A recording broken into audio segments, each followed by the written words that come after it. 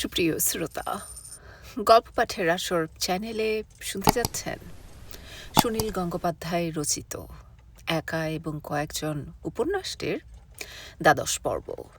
আমি ওয়ারা কারিম, সাথে থাকুন। খবরের কাগজে জাতিস্বরের ঘটনাটা পড়ার পরদিন বড়বাবু চিররঞ্জনকে নিয়ে পুরুলিয়া রওনা হয়ে গেলেন। পুরুলিয়া স্টেশন থেকে রঘুনাথপুর গ্রামে যেতে হলে গরুর গাড়ি ছাড়া আর কোনো যানবাহন নেই। কিছু খাদ্যদ্রব্য সংগ্রহ করার পর একখানা গরুর গাড়ি ভাড়া করে তারা চেপে বসলেন। প্রায় এক বেলার পথ। রাস্তার অবস্থা কহতব্য নয়। ঝাঁকুনি খেতে খেতে হাড়গোড় ভেঙে যাবার উপক্রম। পৌঁছতে পৌঁছতে সন্ধ্যা হয়ে যাবে। সেদিন আর ফেরার প্রশ্ন ওঠে না। সেই গণ্ডগ্রামে কোনো থাকার জায়গা পাওয়া যাবে কি না সন্দেহ। ভরসার কথা এই যে গ্রীষ্মকাল, শেষ পর্যন্ত দরকার হলে গরুর গাড়িতেই শুয়ে থাকতে পারা যাবে। পুরোটাই যাতে মরীচিকার পিছে ছোটা না হয়ে যায়, সেই জন্য পুরুলিয়া স্টেশনে তারা খবর নিয়ে এসেছেন। স্টেশনে ২-৪ লোকও সেই অলৌকিক ব্যাপারের কথা শুনেছে। বড়বাবু চিররঞ্জনকে বললেন, বুঝলে, গিয়ে যাতে সম্পূর্ণ নিরাশ না হতে হয় সেজন্য প্রস্তুত থাকা ভালো। গিয়ে যদি দেখি পুরো ব্যাপারটাই বানানো, তাহলেও একটা জিনিস ভাবতে হবে। এই রকম এক গণ্ডগ্রামের একজন স্কুল মাস্টারের মাথায় হঠাৎ এরকম একটা ঘটনা বানাবার কথা জাগলো কি করে? সবার মাথায় তো এরকম চিন্তা জাগে না। এটাও তো একটা রহস্য। চিররঞ্জন বললেন, মনে হচ্ছে হঠাৎ যেন আমাদের বয়স কমে গেছে। ছেলে ছোকরারাই এইসব অ্যাডভেঞ্চারে যায়। বড়বাবু সচকিত হয়ে বললেন, তোমার ভালো লাগছে না? কষ্ট হচ্ছে খুব? না না বড়বাবু, খুব বেশি ভালো লাগছে বলে এ কথা বললাম। বয়স কমে যাবার অনুভূতির চেয়ে প্রিয় আর কি আছে এ বয়সে? তুমি বড্ড বেশি বুড়ো বুড়ো ভাব করো। তোমার কী বা বয়স? তোমার বয়সে আমি লক্ষ্মণ ঝোলায় থাকতাম। রোজ একখানা পাহাড় ভেঙে যেতাম গঙ্গায় স্নান করতে। আপনার গায়ে বয়সের আঁচড় লাগে না। আচ্ছা বড়বাবু, হরিদ্বার লক্ষ্মণ ঝোলায় আপনি যে বছরখানেক কাটিয়েছিলেন, কি পেয়েছিলেন সেখানে? ঈশ্বরকে পেয়েছিলেন? হ্যাঁ, ঈশ্বরকে কেউ পায়? পায় না? আমি অন্তত ঈশ্বরকে পেতে যাইনি। আমি দেখতে গিয়েছিলাম সত্যি ঈশ্বরকে কেউ পায় কি না। সেরকম কারুকে পাননি? নিঃসন্দেহ হতে পারিনি। যারা খুব জোর দিয়ে ঈশ্বরকে সাক্ষাৎ দর্শনের কথা বলেছেন, তাদের আমার মনে হয়েছে মানসিকভাবে অসুস্থ। তবে এ কথাও ঠিক, ঈশ্বর চর্চা যারা খুব মন দিয়ে করেন, তাদের মধ্যে এমন একটা পরিবর্তনের চিহ্ন দেখেছি যা বেশ আনন্দেরই ব্যাপার। ঈশ্বর সন্ধানী লোকদের আমার খারাপ লাগে না, কিন্তু ধার্মিক লোকদের আমি পছন্দ করতে পারলাম না। ঈশ্বর আছেন কিনা আমি জানি না, থাকুন, তাতে কোনো ক্ষতি নেই। কিন্তু ঈশ্বরকে কেন্দ্র করে যে কতগুলি ধর্ম গড়ে উঠেছে, সেগুলো মানুষের বড় ক্ষতি করে। কেন, এ কথা কেন বলছেন? প্রত্যেক ধর্মে আলাদা আলাদা ঈশ্বর বড্ড হিংসুটে। ওল্ড টেস্টামেন্টে খোলাখুলি বলা হয়েছে, তিনি জেলাস গড। এক ধর্ম আরেক ধর্মকে সহ্য করে না। আবার এক একটা ধর্মের মধ্যেও ফাটল ধরে বিভিন্ন টুকরো হয়। তারা আবার নিজেদের মধ্যে মারামারি করে। এক একটা ধর্মের নামে পৃথিবীতে যত মানুষ খুন হয়েছে, প্লেগ, কলেরা বা সাপের কামড়েও অত মানুষ মরেনি। আমাদের বেদেতে তো হিংসার কোনো কথা নেই। তুমি বেদ পড়েছ? তেমন ভালো করে পড়িনি। পড়ে দেখো, বেশ মজা পাবে। আমি একসময় ঝোঁকের মাথায় পড়ে ফেলেছি। বেদকে অনেকে বলে হিন্দুদের একটা ধর্মগ্রন্থ, কিন্তু ওটা একটা গাঁজাখুরি কথা।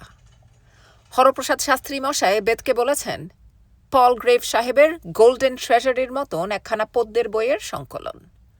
উনি ভূয়দর্শী লোক ছিলেন, বলেছেন ঠিক কথাই। যেসব প্রাচীন আর্যরা হিন্দু, মুসলমান, ইহুদি, খ্রিস্টান, জরাথুস্ট্রিয়ান সবারই পূর্বপুরুষ, তাদের লেখা কিছু কবিতাই তো বেদ নামে চলে। ওরা ছিল পেগান, প্রকৃতি পূজারী।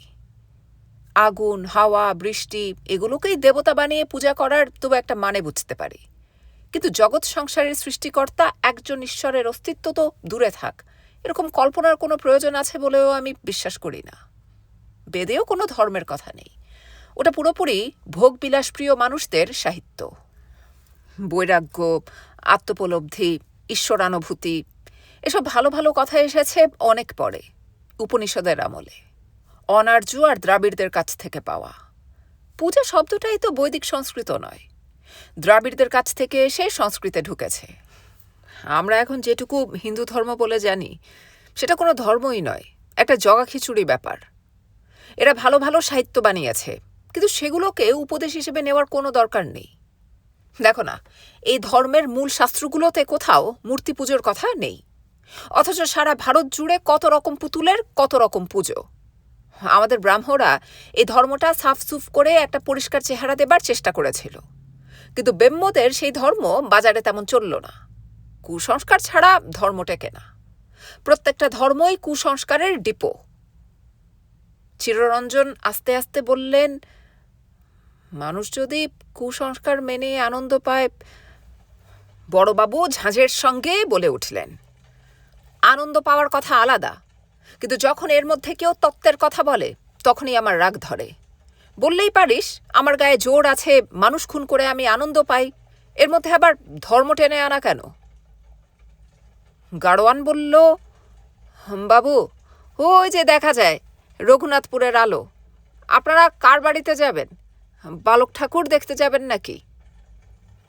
বড়বাবু মুচকি হেসে চিররঞ্জনকে বললেন, দেখেছ, এর মধ্যেই ঠাকুর বানিয়ে ফেলেছে।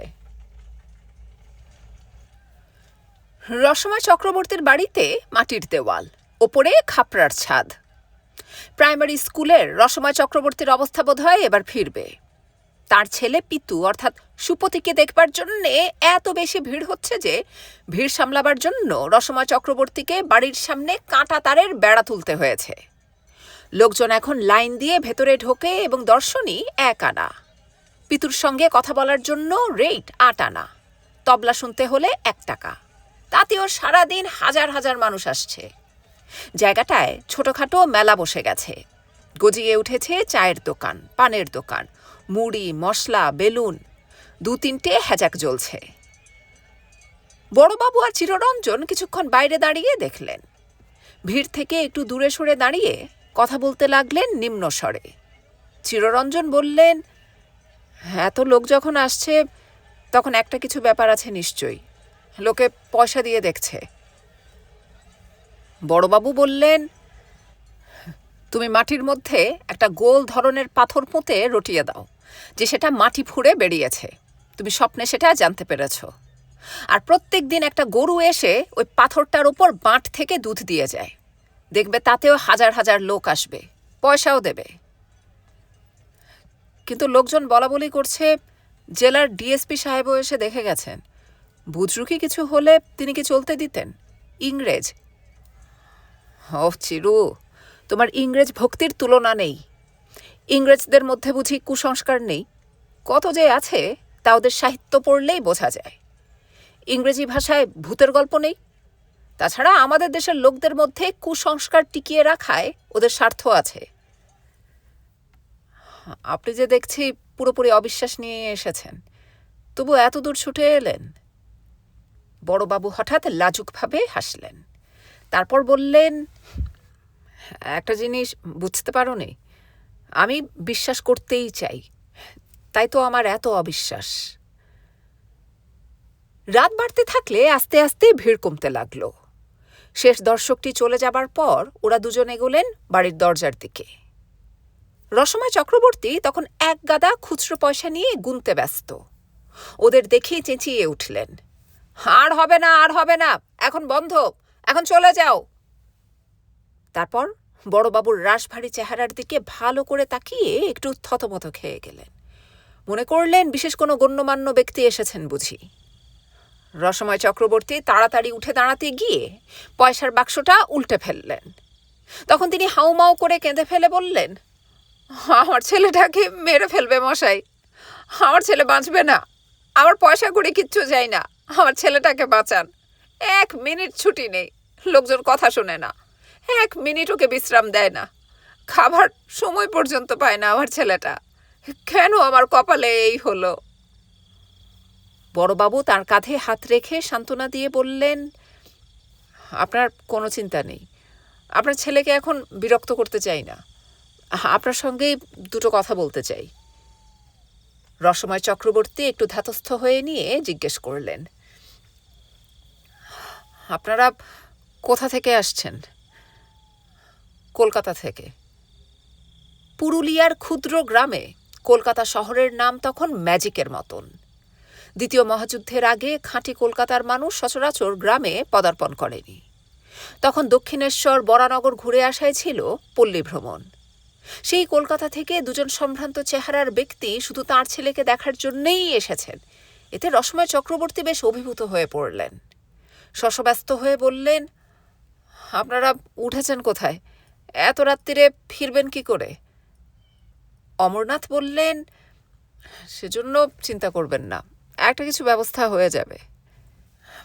কিসের ব্যবস্থা করবেন? এ পাড়াগা জায়গা, হোটেল বলে কিছু নেই। আমরা গরুর গাড়িতেই শুয়ে থাকব। সেও কি হয়? আপনারা শোবেন গরুর গাড়িতে? এ গায়ের তাহলে কোনো ইজ্জত থাকবে? দয়া করে আপনারা যদি আমার বাড়িতেই। রসময় চক্রবর্তী কিছুতেই ছাড়লেন না। তার অতিথি পরায়ণতাই প্রবল হয়ে উঠল। বাড়ির ভেতরে গিয়ে রান্নাবান্নার ব্যবস্থা করে আবার ফিরে এলেন ঢাকা বারান্দায়। বললেন, নিন স্যার, আপনারা জামা কাপড় ছেড়ে আরাম করে বসুন। যা গরম বছর, মা বসুমতী একেবারে দগ্ধ হচ্ছেন। পুকুর নালা সব শুকিয়ে গেল। পিতু অর্থাৎ সুপতির সঙ্গে তখনও কোনো কথা হয়নি। একবার মাত্র তাকে চোখে দেখা হয়েছে। মস্ত বড় একটা কাঁসার থালায় নানা রকম খাদ্যদ্রব্য সাজিয়ে তাকে খাওয়ানো হচ্ছে মহাসমারোহে, যেন সে এ বাড়ির ছেলে নয়, কোনো একজন গণ্যমান্য অতিথি। কদিন আগেও সে নিশ্চয়ই বাপমায়ের কাছ থেকে চড়চাপড় খেয়েছে, খিদে পেলে ঘ্যান ঘ্যান করেছে। আজ সে এ বাড়ির চোখে সম্পূর্ণ অন্য রকম। তার মায়ের ধারণা ছেলের ওপর কোনো দেবতা ভর করেছে। অপদেবতা কিংবা ভূত প্রায়ই মানুষের ওপর ভর করে। এ গ্রামেই 2 মাস আগে একজন বিবাহিতা রমণীর ওপর ভূতের ভর হয়েছিল। চওড়া এসে সর্ষে চালান দিয়ে সেই ভূতকে ছাড়িয়েছে। রসময় চক্রবর্তীর স্ত্রীর জন্ম জন্মান্তরের সৌভাগ্য যে তাঁর ছেলের ওপর ভূতের বদলে দেবতার ভর হয়েছে। সে দাঁত কিড়মির করে না, অলৌকিক ক্ষমতার পরিচয় দেয়। ছেলেটার বয়স 8-9 বছর হবে। অসম্ভব রোগা। তাকে একটি নতুন কোড়া ধুতি এবং নতুন মখমলের পাঞ্জাবি পরানো হয়েছে, কিন্তু চুলে চিরুনি দেওয়া হয়নি। মাথার চুলগুলো খোঁচা খোঁচা। চোখ দুটি অসুস্থ মানুষের মতন ছলছলে। তার খাওয়ার ভঙ্গিও অস্বাভাবিক। সে এক এক রকম খাবারে খামচা মেরে মেরে এক খাবলা তুলে নিয়ে মুখে পুড়ে দিচ্ছে। সবটা না খেয়ে ছিটিয়ে দিচ্ছে থু থু করে।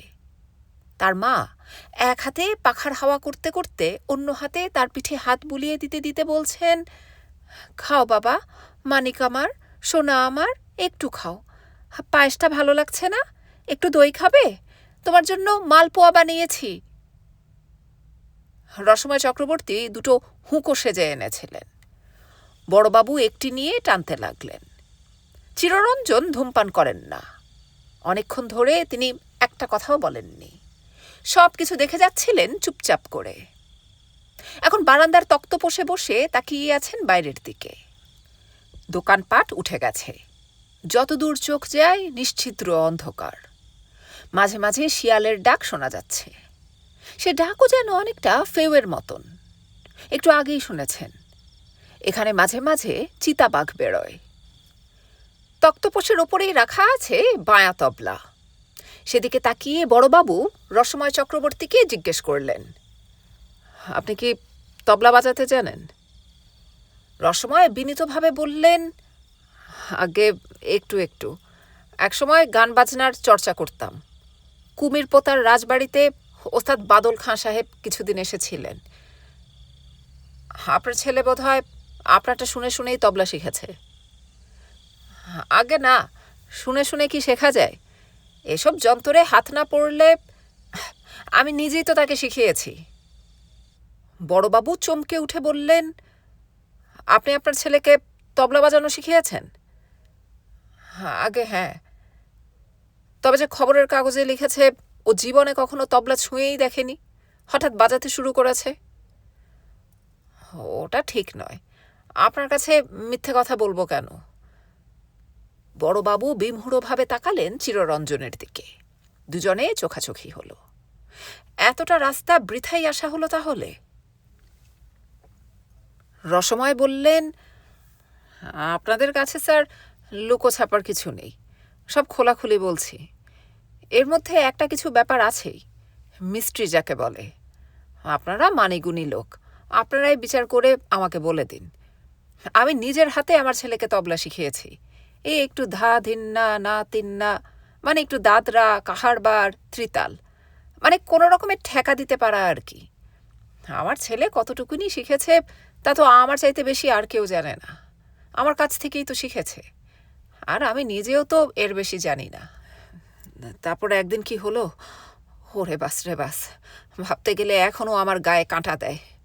আমার হাতের লোম কিরকম খাড়া হয়ে গেছে। বড়বাবু মৃদু হেসে জিজ্ঞেস করলেন, কি হলো একদিন? কি বলবো স্যার আপনাকে, হঠাৎ একদিন সন্ধেবেলা আমি শুনতে পেলাম পাশের ঘরে তবলার বোলের যেন খই ফুটছে, কোনো ওস্তাদ যেন বসে লহরা বাজাচ্ছে। তাড়াতাড়ি উঁকি মেরে দেখি ঘরে আর কেউ নেই, আমার ছেলে পিতু। এ দৃশ্য দেখলে গায়ে কাঁটা দেবে না? আপনার ছেলে হঠাৎ খুব ভালো তবলা বাজাতে শিখে গেছে, এই তো? এতে খুব বেশি আশ্চর্য হবার কি আছে? ওই বয়সী ছেলের পক্ষে ভালো তবলা বাজানো তো অস্বাভাবিক কিছু নয়, আগেও দেখা গেছে। আপনি কি বলছেন স্যার? আশ্চর্য নয়? তবলার বোল কি গাছে ফলে? গুরুর কাছে নাড়া বেঁধে কত সাধ্য সাধনা করে তবে শিখতে হয়। আমার ছেলে কোনোদিন এই গা ছেড়ে বাইরে যায়নি, তার শিক্ষা আমার কাছে। আমি নিজেও জানি অতি সামান্যই। আমার ছেলে হঠাৎ এতখানি শিখে ফেলবে, এ কি মুখের কথা? এখন তার বাজনা শুনলে কণ্ঠে মহারাজ কিংবা হিরু গাঙ্গুলি পর্যন্ত অবাক হয়ে যাবেন। আর কি দুর্দান্ত! এত দ্রুত লয়ে বাজাতে পারে যে আঙুল দেখা যায় না। সারা জীবন সাধনা করলেও অনেকে এমনটি পারে না। আপনি নিজের কানে শুনলে, নিজের চোখে দেখলে তবে বুঝতে পারবেন। আপনি আপনার ছেলেকে সেদিন কিছু জিজ্ঞেস করেননি? করেছি বই কি।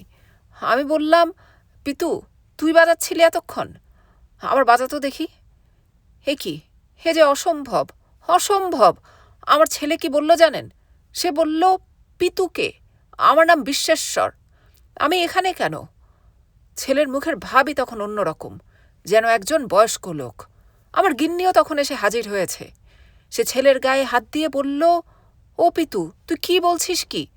ছেলে উত্তর দিল, আমি পিতু নয়, আমি বিশ্বেশ্বর। আমার গিন্নির তখন ধারণা হলো ছেলের ওপর শিবের ভর হয়েছে। গত বছর গাজনের মেলায় ওই ছেলে শিব সেজে নেচেছিল কিনা। শিবের ভর না হলে অমন করে তবলা বাজাবে কি করে? বড়বাবু বললেন, শিব ঠাকুর ভালো তবলা বাজাতে জানেন এমন কথা কখনো শোনা যায়নি। উনি তো ডমরু বাজান, তার সঙ্গে তো বায়া তবলার মিল নেই। চিরু, তুমি কি বলো? চিররঞ্জন একাগ্রভাবে শুনছিলেন, উত্তর না দিয়ে শুধু হাসলেন। রসময় বললেন, সে কথা কি বলছেন? ঠাকুর দেবতারা সবই পারেন, ওদের কাছে তবলাই বা কি আর বেহালাই বা কি? তবে আমি অবশ্য ঠাকুর দেবতার কথা ভাবিনি। ঠাকুর দেবতারা আমার মতন অভাগার বাড়িতে আসবেনই বা কেন? আমি ছেলেকে আরও অনেক কথা জিজ্ঞেস করলুম।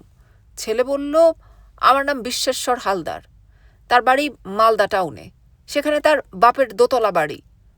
বারবার আমাকে জিজ্ঞেস করতে লাগলো, আমি এখানে কেন, আমি এখানে কেন? আমি বুঝতে পারলাম এ ছেলে জাতিস্বর।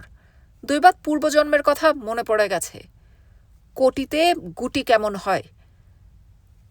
বড়বাবু সন্দিগ্ধভাবে বললেন, বিশ্বেশ্বর হালদার নামে কোনো বিখ্যাত তবলচির নাম তো আমি শুনিনি। মফস্বলে কত ভালো ভালো গুণী লোক পড়ে আছে, কলকাতার লোকেরা কি সব খবর রাখে? আচ্ছা বেশ, আপনি মালদায় আপনার ছেলেকে নিয়ে গিয়েছিলেন? তা এখনো যেতে পারিনি, তবে এ গায়ের একজন লোক মালদায় গিয়ে খবর নিয়ে এসেছে। মালদা টাউনে সত্যি অনন্ত হালদার নামে তেজারতের কারবারি এক ভদ্রলোক আছে। তেনার দোতলা বাড়ি। বিশ্বেশ্বর নামে এক ছেলে মারা গেছে বছর 10 আগে। বড়বাবু একটু বিরক্ত হলেন। কোনো কাজ সুষ্ঠুভাবে না হলে তার মেজাজ খারাপ হয়ে যায়। এই লোকটা তার ছেলেকে চিড়িয়াখানার জন্তুর মতন টিকিট কেটে মানুষজনকে দেখাচ্ছে। তার কি উচিত ছিল না প্রথমে ছেলেকে মালদায় নিয়ে সত্যাসত্য যাচাই করা? বড়বাবুর ভাবভঙ্গি দেখে রসমা চক্রবর্তী একটু যেন ঘাবড়ে গেলেন। তাড়াতাড়ি বললেন, ছেলেকে ডাকবো স্যার, আপনি নিজের চোখে দেখবেন? বড়বাবু বললেন, না, তার দরকার নেই, সে এখন বিশ্রাম করুক। আপনার সঙ্গেই কথা শেষ হয়নি। আমি অকপটে কথা বলা পছন্দ করি। সত্যি কথা বলতে কি, মালদার ব্যাপারটা আমার উড়ো কথা বলে মনে হচ্ছে। তবলা বাজানো কিংবা এরকম এক আধটা উড়ো কথায় কিছুই প্রমাণ হয় না। আপনি বুঝতে পারছেন না, এটা একটা গুরুত্বপূর্ণ ব্যাপার। রসময় এবার উত্তেজিত হয়ে উঠলেন। খানিকটা তোতলাতে তোতলাতে বললেন, আপনি বিশ্বাস করছেন না? আমি কি মিথ্যে কথা বলছি? এ যে আমারও বুদ্ধির অতীত। ডিএসপি সাহেব এসেছিলেন, তার সঙ্গে আমার ছেলে গড় গড় করে ইংরেজি বলে গেল। এ গায়ের একজন লোকও ইংরেজি জানে না, আমি নিজেও জানি না। ভাবতে গেলে আমার নিজেরই মাথা ঘোরে। দুটো শেয়াল বাড়ির কাছ থেকেই ডেকে উঠল। ঘেউ ঘেউ করে তাড়া করে গেল একটা কুকুর। অনেকক্ষণ বাদে উঠেছে একটা ক্ষীণ মতন চাঁদ। সেই চাঁদ আড়াল করে উড়ে গেল একটা প্যাঁচা। একদিকের অন্ধকার দিগন্ত থেকে উড়ে এসে কেন সে অন্যদিকের অন্ধকারে উড়ে যায় তার মানে বোঝা যায় না। চিররঞ্জন ধরফর করে খাট থেকে নেমে বললেন, এসো খোকা, তুমি এখানে এসে বসো। ঘর থেকে বেরিয়ে কখন সুপতি সেখানে এসে দাঁড়িয়েছে। অবোধ বালকের মতন তার মুখে একটা আঙুল। এক দৃষ্টিতে সে চেয়ে আছে আগন্তুক দুজনের দিকে। সারাদিন ধরে অসংখ্য মানুষজন তাকে দেখে গেছে, এখন সে নিজে দেখছে অন্য মানুষদের। ছেলেটিকে দেখে চিররঞ্জনের হঠাৎ মনে পড়ল তার নিজের ছেলের কথা। বাদলেরই বয়সী হবে, যদিও স্বাস্থ্য এর ভালো না। ছেলেটির দিকে তাকালে একটু অন্যরকম অনুভূতি হয়, ঠিক যেন আর 5 জনের মতন না। রসময় বললেন, আয় পিতু, এরা কলকাতা থেকে এসেছেন, প্রণাম কর। ছেলেটি প্রণাম করল না, গোঁজ হয়ে দাঁড়িয়ে রইল। বড়বাবু বললেন, থাক থাক। তারপর উঠে গিয়ে বড়বাবু ছেলেটির একেবারে সামনে গিয়ে শান্তভাবে জিজ্ঞেস করলেন, তোমার নাম কি? ছেলেটি চেঁচিয়ে বলল, Bisweswar Haldar. My name is Bisweswar Haldar. My father's name is Ananta Haldar. ছেলেটি এত জোরে চেঁচিয়ে উঠল যে শুনে হকচকিয়ে যেতে হয়। কথা বলার সময় সে কারুর চোখের দিকে তাকায় না, মাটির দিকে চেয়ে থাকে, এবং সেই সময় তার শরীর একটু একটু দোলে। রসময় বললেন, পিতু বাবা, এনাদের একটু তবলা বাজিয়ে শোনাও তো। বড়বাবু বললেন, থাক, এখন থাক, এখন দরকার নেই। কিন্তু ছেলেটি পূর্ববৎ চেঁচিয়ে হুকুমের সুরে বলল, money, give him money, I shall play tabla, give him money. Rasamay বললেন, দেখলেন দেখলেন, এক অক্ষর ইংরেজি জানার কথা নয়, কোনোদিন পড়েইনি, এ কি করে সম্ভব বলুন? ছেলেটির ইংরেজি বলার ধরন খুবই অশিক্ষিত গ্রাম্য লোকেরই মতন। এই ইংরেজি জ্ঞানের ওপর গুরুত্ব দেয়া যায় না। যে গ্রামে শুধু একটি প্রাইমারি স্কুলেই সম্বল, সেখানে অধিকাংশ ছেলে ইংরেজি বলতে পারে না বটে, কিন্তু শিখে নেওয়া এমন কিছু অসম্ভব নয়। বড়বাবু পকেট থেকে 2টি রূপোর টাকা বার করে রাখলেন তক্তপোষের ওপরে। ছেলেটি কাঠের পুতুলের মতন খাড়াভাবে এগিয়ে এসে খাটে উঠে বসল। তারপর বিনা বাক্য ব্যয়ে একটু দেরি না করে ধাই ধবাধপ করে বাজাতে লাগলো তবলা। বড়বাবু সঙ্গীতে অভিজ্ঞ। খানিকটা শুনেই তিনি বুঝতে পারলেন ছেলেটির তবলায় হাত আছে ঠিকই, খুব একটা উচ্চাঙ্গের বাজনা নয় অবশ্য, তবে অন্য কারুর কাছে না শেখার ব্যাপারটা যদি সত্যি হয় তাহলে আশ্চর্যই বলতে হবে। সবচেয়ে আশ্চর্য ব্যাপার হচ্ছে ছেলেটির ভাবভঙ্গি, তার হাঁটা, কথা বলা, তবলা দুটো টেনে নিয়ে বসা, এর মধ্যে শিশুসুলভ কোনো ভাবই নেই। তার ভেতর থেকে যেন একটা অন্য মানুষ তাকে চালাচ্ছে, এরকম একটা ধারণা হয়। চিররঞ্জন অভিভূত হয়ে গিয়েছিলেন। ফিসফিস করে বললেন, সত্যি বিস্ময়কর, সত্যি বিস্ময়কর। বড়বাবু বললেন, খুব সম্ভব ছেলেটির মৃগী রোগ আছে।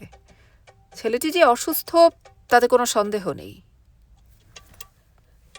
হাত তুলে ছেলেটিকে বাজনা থামাতে বলে বড়বাবু জিজ্ঞেস করলেন, খোকা, তুমি কার কাছে বাজানো শিখেছ? ছেলেটি বলল, ওস্তাদ দীনেশ সিং যাদব। গুরুর নাম উচ্চারণ করেই সে এক হাত কানে ছোঁয়ালো, অবিকল পেশাদারদের মতন। কোথায় থাকেন তিনি? মালদায়। রসময় তাড়াতাড়ি জানালেন, আমার ছেলে জীবনে কখনো এ গ্রামের বাইরে যায়নি। বড়বাবু রসময়ের দিকে ফিরে বললেন, শুনুন মশাই, আপনার ছেলেকে কালই মালদায় নিয়ে যেতে হবে। আমি সব খরচপত্তর দেব। আপনি রাজি আছেন? তারপরে এ ছেলেকে কলকাতায় নিয়ে যেতে হবে। আপনারা সবাই গিয়ে আমার বাড়িতে থাকবেন। বড় বড় ডাক্তার এনে দেখাতে হবে একে। আর একটা কথা, আপনার ছেলে জাতিস্বর হোক বা না হোক, এ যে অসুস্থ তাতে কোনো সন্দেহ নেই। এর চিকিৎসা না করিয়ে আপনি একে দেখিয়ে পয়সা রোজগার করছেন। আপনার লজ্জা করে না? রসময় চক্রবর্তী এবার ভেঙে পড়লেন। কান্না আপ্লুত গলায় বললেন, আমি চাইনি, আমি চাইনি, আমি চাইনি ছেলে দেখিয়ে পয়সা রোজগার করব। এমন মানুষ আমি না। এই পইতে ছুঁয়ে বলছি, আমার কথা যদি মিথ্যে হয় আমি মহাপাতকী হব। কি করে যেন ওর কথাটা রটে গেছে। রোজ হাজার হাজার লোক আসছে দেখতে। ছেলেটাকে এক দণ্ড বিশ্রাম দেয় না। লোকে দেখছে, তার জন্য পয়সা নিচ্ছেন কেন? উপায় নেই। পয়সা না নিলে সবাই একসঙ্গে ভিড় করে আসে আর ঘরদোর ভেঙে ফেলতো। আপনি আমার ছেলেকে বাঁচান। আমি ওকে যেখানে নিয়ে যেতে বললেন যাব। আমার ছেলেটা বাঁচুক। আমি একটা পয়সা চাই না। বড়বাবু ছেলেটির দিকে তাকিয়ে বললেন, খোকা, তোমার নাম বিশ্বেশ্বর বলছো কেন? তোমার নাম তো সুপতি। ছেলেটি কড়া গলায় বলল, না, আমার নাম বিশ্বেশ্বর। বড়বাবু এরপর যা করলেন তাতে সবাই আঁতকে উঠল। বড়বাবু হঠাৎ প্রচণ্ড একটা চড় কষালেন ছেলেটির গালে। দারুণ ধমক দিয়ে বললেন, ঠিক করে নাম বলো। ছেলেটি তবুও বলল, বিশ্বেশ্বর। এবার অন্য গালে আরেক চড়। ছেলেটি কেঁদে ফেলল। এতক্ষণ বাদে সে কনুইয়ের ভাঁজে মুখ গুজে শিশুর মতন কাঁদতে লাগলো ফুঁপিয়ে ফুঁপিয়ে। অন্যরা স্তব্ধ। বড়বাবুর রুদ্রমূর্তি দেখে কেউ কিছু বলতে সাহস করছে না। চিররঞ্জন উঠে সে ছেলেটিকে বুকে জড়িয়ে ধরে মাথায় হাত বুলোতে লাগলেন। তার কপালে একবার হাত ছুঁয়ে বললেন, ইস, এর তো দেখছি খুব জ্বর।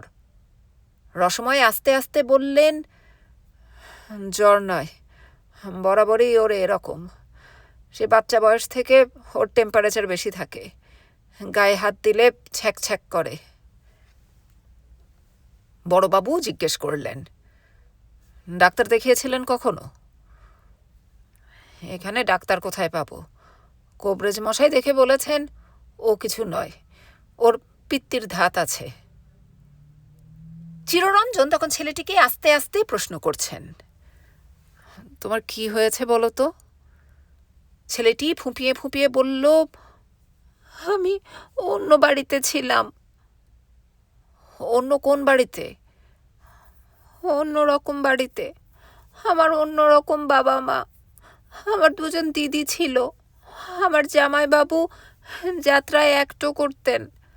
তারপর আমার মায়ের দয়া হলো। হে দেখুন না, আমার গায়ে বসন্তের দাগ। কই, তোমার গায়ে তো কোনো বসন্তের দাগ নেই। ছিল, আমার আগের জন্মে ছিল। আগের জন্ম? তোমার আগের জন্মের কথা তোমার মনে আছে? সব মনে আছে। আর কি কি মনে আছে বলো তো?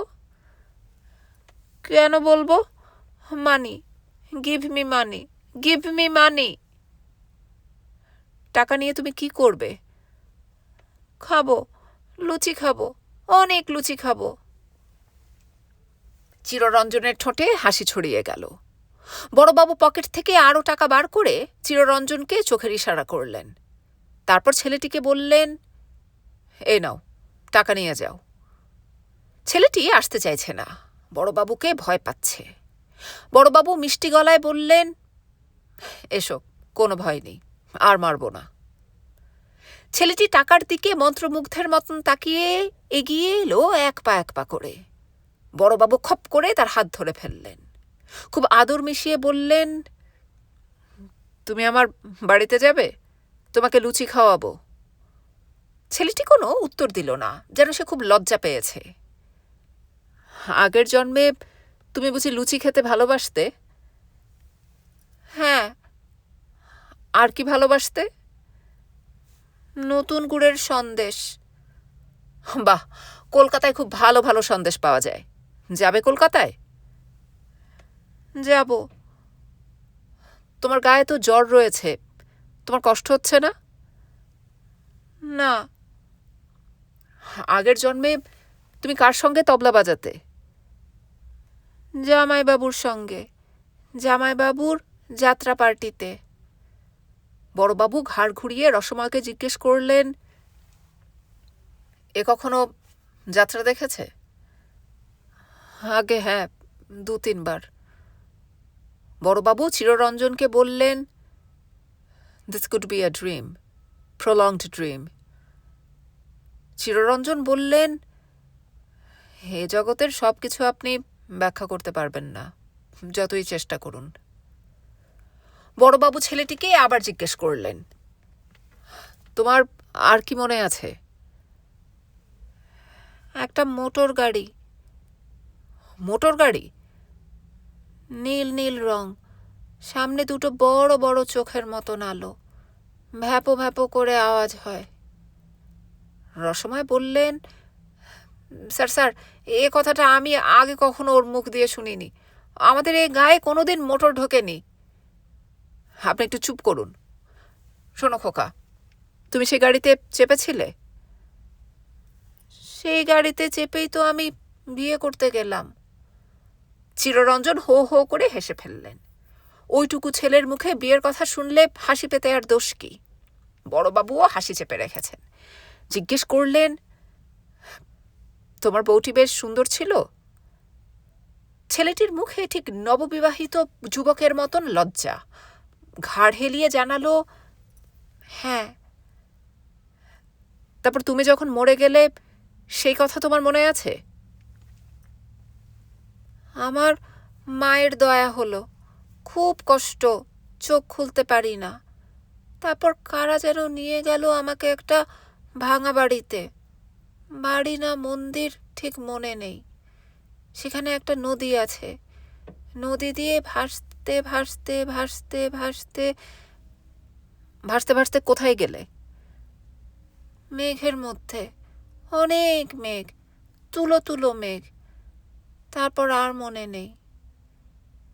আচ্ছা শোনো, তোমার কোন জীবনটা বেশি ভালো লাগে?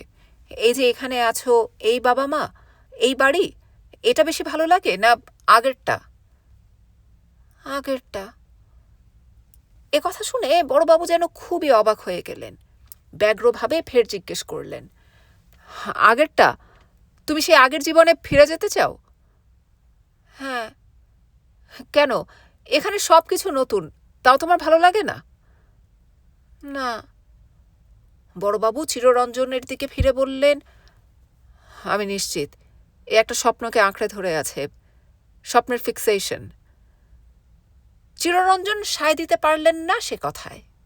তিনি বললেন, আমার কিন্তু সবই বিশ্বাস হচ্ছে। অতীতকালটাই সবার চোখে সুন্দর। কথাবার্তা আর বেশি দূর এগুলো না। ছেলেটি অবিলম্বে মাটিতে পড়ে গিয়ে ছটফট করে গোঙাতে লাগল। তার চোখ দুটি স্থির, মুখ দিয়ে গ্যাঁচলা বেরুচ্ছে। তার তর্কা কিংবা মৃগীরোগ আছে ঠিকই। রসময় বললেন, ব্যস্ত হবেন না, এক্ষুনি ঠিক হয়ে যাবে, আমি জল নিয়ে আসছি। আগেও এরকম হয়েছে? প্রায়ই হয়, একটু বাদেই ঠিক হয়ে যায়। আপনি কি মানুষ? তাও এর চিকিৎসা করাননি? ছেলেটিকে তিলে তিলে মেরে ফেলছেন। এ রোগের কি চিকিৎসা হয়? পরদিন মালদায় যাওয়া হলো না। ছেলেটির শরীরের অবস্থা দেখে বড়বাবু তাকে নিয়ে যেতে সাহস পেলেন না। তিনি প্রচুর টাকা দিয়ে 17 মাইল দূর থেকে একজন ডাক্তারকে আনতে পাঠালেন। ডাক্তার এসে পুরো একদিন থেকেও কিছুই করতে পারলেন না। ডাক্তারটি সহৃদয়, ছেলেটির প্রতি নিজেও কৌতূহলী হয়েছেন। তবু তিনি স্বীকার করলেন যে চিকিৎসা করার ক্ষমতা তার নেই। ছেলেটির রোগ বেশ কঠিন, বিশেষত সর্বক্ষণ তার শরীরে টেম্পারেচার থাকা সত্যিই নাকি ভয়ের ব্যাপার। ওকে শহরে নিয়ে গিয়ে চিকিৎসা করানো দরকার। এদিকে বাড়ির সামনে হাজার হাজার মানুষের ভিড়। বহু রকমের গুজবে কান পাতা যায় না। রোগীর প্রতি কারোর কোনো সহানুভূতি নেই। সবাই তাকে একবার অন্তত চোখের দেখা দেখতে চায়। ছেলেটির অবস্থা ক্রমশ খারাপ হচ্ছে। এতদিন সে মোটামুটি চলে ফিরে বেড়াতে পারত। ডাক্তারের ওষুধ খেয়ে তার অবস্থার আরও অবনতি হলো। শোনা গেল এর আগে সে কোনো প্রকার অ্যালোপ্যাথিক ওষুধ খায়নি। প্রথম ওষুধ খেয়েই তার রোগ লক্ষণ প্রকট হয়ে উঠল। নিস্তেজ হয়ে পড়ে রইল বিছানায়। বড়বাবু তখন তাকে কলকাতায় নিয়ে আসতে চাইলেন। রসময় তাতে রাজি, কিন্তু রসময়ের স্ত্রীর তাতে ঘোর আপত্তি। তর্কাতর্কি ও ঝগড়া করে যত সময় কাটতে লাগলো, ততই ছেলেটিকে মৃত্যুর দিকে ঠেলে দেওয়া হতে লাগলো। শেষ পর্যন্ত বড়বাবু একরকম প্রায় জোর করেই বাবা মা সমেত ছেলেটিকে নিয়ে এলেন কলকাতায়। সুপতিকে আমি দেখেছিলাম। আমাদের বাড়িতে এসে সে বেঁচে ছিল মাত্র 2 দিন। বড়বাবু তার চিকিৎসার সব রকম চেষ্টা করেছিলেন। কল দিয়েছিলেন বিধান রায় মশাইকে। তখন ডক্টর অ্যাটকিনসন সাহেবেরও খুব নাম ডাক। বিধানবাবুর পরামর্শে তাকেও আনা হয়েছিল। আমাদের বাড়ি তখন সর্বক্ষণ সরগরম। তবুও বাঁচানো গেল না তাকে। সুপতি মারা যাবার পর কলকাতার সব খবরের কাগজে তার ছবি ও জীবনী ছাপা হয়েছিল। থিওসফিক্যাল সোসাইটির সদস্যরা রসময় চক্রবর্তীকে আরও 1 মাস কলকাতায় রেখে নানা রকম প্রশ্নাদি করেছিলেন। সাহেবরাও খুব উৎসাহ দেখিয়েছিলেন ঘটনাটি সম্পর্কে। আমার দেখা সেই প্রথম মৃত্যু। আমারই বয়সী একটি ছেলেকে আমি প্রায় চোখের সামনে মরতে দেখলাম। একজন অজানা অচেনা রহস্যময় প্রকৃতির বালক হঠাৎ আমাদের বাড়িতে এসে আমাকে মৃত্যুর অভিজ্ঞতা দিয়ে গেল। আমার মা বলতেন আমাদের বাড়িতে জল পাওনা ছিল সুপতির, তাই মরার জন্য তাকে আমাদের বাড়িতে আসতে হয়েছিল। আমাদের বাড়িতে আসার পর থেকে সুপতির একবারও জ্ঞান ফেরেনি। আমি তার সঙ্গে কথা বলতে পারিনি। সর্বক্ষণ সে ভুল বকত। তার বাপ মায়ের সম্পূর্ণ অচেনা লোকজনের নাম ধরে ডেকে তাদের সঙ্গে কথা বলতো। একটা ভাঙা মন্দিরের কথাও ঘুরে ফিরে আসতো তার কথায়। সুপতি মারা গিয়েছিল সন্ধেবেলা। আমার স্পষ্ট মনে আছে সেই সময়ের কথা। তাকে রাখা হয়েছিল সূর্যদার ঘরে। আমাদের সে ঘরে ঢুকতে দেওয়া হতো না। মৃত্যুর দৃশ্য যেন শুধু বড়দের ব্যাপার। তাই বাবা আমাকে ওই ঘরের কাছাকাছি দেখলেই বলতেন, বাদল, এখানে না, যাও এখান থেকে। আমি তবু যেতাম না। অধীর আগ্রহে প্রতীক্ষা করতাম মৃত্যুকে দেখার। সেই সন্ধেবেলা আমি দাঁড়িয়েছিলাম ঘরের বাইরের দিকে, শিয়রের কাছের জানালার শিকের কাছে। মৃত্যুর আগে সে ফিক ফিক করে হাসছিল আর বলছিল, একটা নদী, মস্ত বড় নদী, ভাসতে ভাসতে ভাসতে ভাসতে। সে অজানা অচেনা বালকটির জন্যে আমি কেঁদেছিলাম।